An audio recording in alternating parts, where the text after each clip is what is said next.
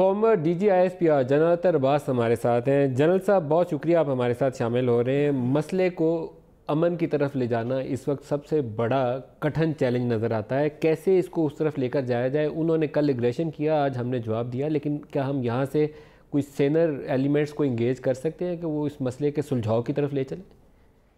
जी नदीम, जाना तो चाहिए क्योंकि यही वक्त का तकाजा है और यही एक सेंसिबल कंक्लूजन होगा इस सारे पूरे जो वाक़या हुआ है। लेकिन जो मैं देख रहा हूँ, जो नज़र आ रहा है, जिस तरीके से इंडियन मीडिया को थोड़ा बहुत मैं फॉलो करता रहा हूँ, पाक इंडिया ट्रैक 2 का भी हिस्सा रहा हूँ, एक जो मिजाज बना है ख़ास तौर पे मुंबई के बाद कि एक सिंगल लाइन नैरेटिव, जो बयानिया एक हॉस्टाइल किस्म का वहाँ चला है, जिसमें ये सब मुलव्वस हैं। उनका मीडिया है, उनकी इंटेलिजेंस एपरेटस है, उनकी मिलिट्री ब्रास है, उनका पॉलिटिकल पूरा जो जिस वक्त एपरेटस कहना चाहिए, इन सब ने जो एक इंतहाई इश्तिहाल अंगेज और खौफनाक किस्म का बयानिया पाकिस्तान के बारे में पूरा डेवलप किया है। अब वो उसको उस हाइट पे ले गए हैं, जो हाइप और हिस्टीरिया उन्होंने बनाया है पिछले कोई 10 साल के अंदर अंदर, उस पे से अब नीचे आना और एक रैशनल एरिया की तरफ जाना, जिसमें कि डायलॉग या बातचीत या टेबल पे बैठ के कोई मसलों का हल निकाला जाए, ये इनके लिए अब खुद एक बड़ा मुश्किल मरहला बना हुआ है।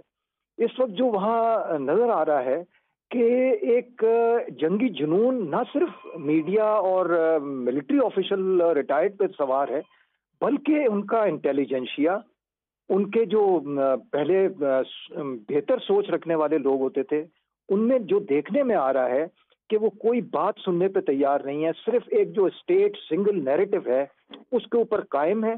फैक्ट्स ऑन ग्राउंड कुछ कहें, सच कुछ हो, बताया जा रहा हो कि आंखें खोल के देखो ये वाकया ऐसे हुआ है, ऐसे नहीं हुआ है, लेकिन वो कुछ सुनने पे तैयार नहीं है।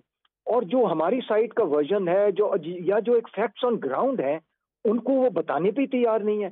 सिर्फ लाइज लाइज और लाइज हैं। एंड जैसा कहा जाता है कि if lies spoken million times then it becomes a truth. तो वो अपनी आवाम जो है उनकी, वो ये समझ रही है कि ये बिल्कुल सच जो है वो ये ही है और इसके अलावा कुछ सच नहीं है। इन हालात के अंदर जनरल साहब, कैसे वर्ल्ड पावर्स को इंगेज किया जाए, उन ममालिक को इंगेज किया जाए जो इस मसले की जो तलखी है उसमें कमी में रोल अदा कर सके? देखिए, यही बताने की जरूरत है कि पाकिस्तान कंसिस्टेंटली डायलॉग की तरफ ला रहा है।